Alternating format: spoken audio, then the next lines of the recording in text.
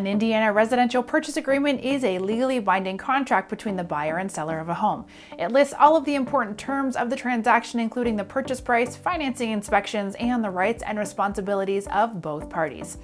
In this video, we'll cover how a residential purchase agreement works, legal requirements in Indiana, and what you need to create one. We're eForms, the biggest online database for legal documents. Stick around and we'll show you where you can find an official residential purchase agreement specific to Indiana. First, let's review how does a residential purchase agreement exactly work. The residential purchase agreement makes sure that both the buyer and the seller are on the same page with regard to all terms of the transaction. The contract may also state any contingencies that must be met, or either party has the right to terminate the contract.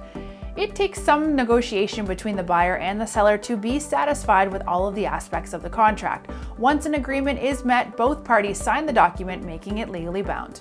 This means that the agreement can only be terminated if both parties agree to it, or if a legal requirement or contractual contingency is not met. So, what are the legal requirements in Indiana? In Indiana, the seller is legally required to fill out an official disclosure form that provides an all-encompassing overview of property conditions ranging from appliances and the electrical system to water and sewage.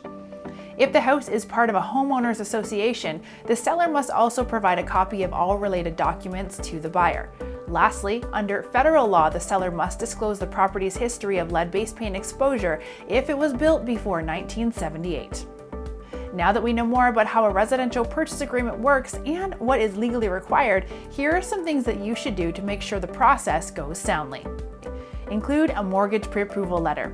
A mortgage pre-approval letter is a document from the bank estimating how much it is willing to lend to the buyer based on their credit history, income, debts, and assets.